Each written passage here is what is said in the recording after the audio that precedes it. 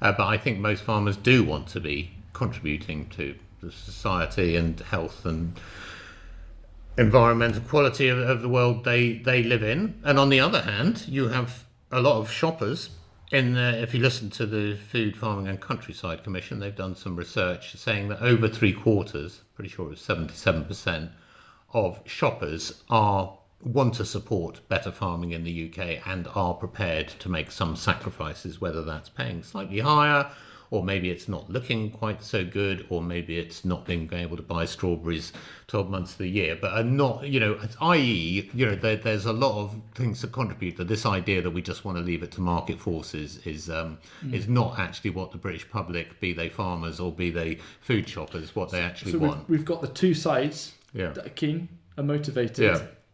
How do you fuse them together? Well, I think you've got to do something about supermarkets, because fundamentally supermarkets sit in the middle. They deny shoppers the opportunity to know where their food is coming from. They absolutely point blank They'll do something refuse like to. Birch Farms. Exactly, British. yeah, Birchwood Farms, or Willow Farms for Tesco's chicken, or they just spin a load of lies, and often it is these fake farms which do not even exist.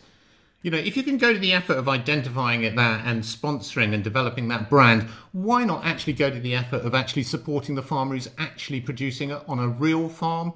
And the answer is perfectly clear, because if you did support that farm, you would, and they wanted a little bit more, with something going out of business, you'd have to pay it, because that would be what the customer wanted. But by sitting in the middle and controlling it all, you have all the power, and that's what supermarkets do. And the mendacity of their marketing is breathtaking. I mean, and makes me very, very angry. I mean, it's staying just within the law. The proliferation of Union Jacks over the last year in supermarkets, without there being any increase in the British produce sold. I hate things like packaged in the UK, as well. Well, okay. I'm unclear about the but they bacon they do that. It's basically like greenwashing. And they'll you'll look at it and think it's British, and they kind of get, because it's just. Well, I mean, you look at it, all those Union Jacks on bacon. 60% of bacon is imported. We only produce 40% of it in this country.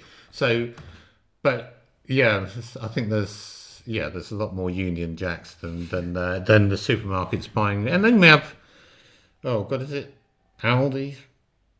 Investing 17 million. It's all over their lorries. I might be maligning them. I think it's Aldi.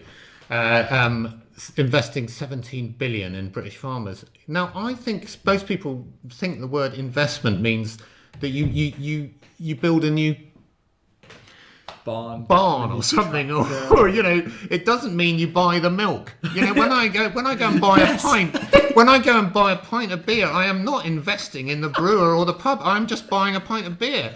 So Aldi is just buying the produce at rock bottom prices. So how can they say they're investing? I mean, that's got to be one for the Advertising Standards Authority, I would have thought, because that is just. And why do they want to say it? Why do they spend so much time painting on their lorries? Because they clearly know that the British public want to support British farmers.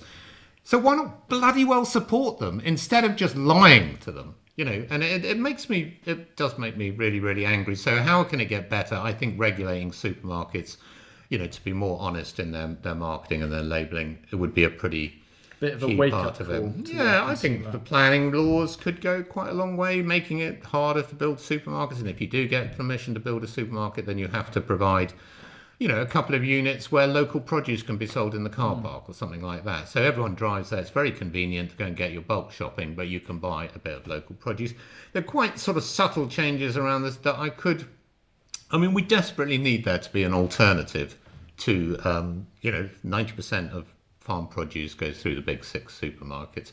We need there to be some glimmer of an option of there being something different.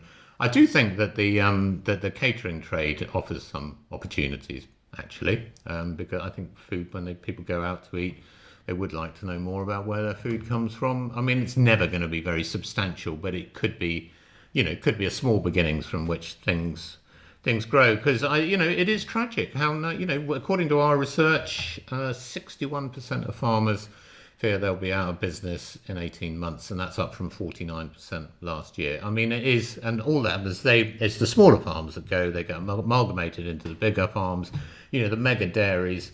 Over 50% of milk sold in British supermarkets comes from cows that don't go outside at all. It's changing. It's the British agriculture is changing really quickly. I mean, it's already happening in chickens.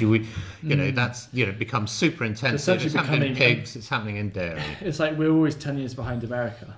Yeah, it feels like. Yeah, and it looks like that with food. Yeah, no, it's certainly happening. The big. I don't think we'll ever have beef lots, but the intensive dairy model that we've got here is an import from America. Yeah. And in some cases, in the case of chickens, it's often global corporations that are actually controlling that production. It may be the farmer actually has the shed on their land, but they buy the food through. Is it Avara, which is a part of Cargill, which must be, I think, probably the biggest agricultural commodity trader in the world. Very shady company. That's where most of Tesco's chickens are coming from. Wow. If not all of them. Yeah.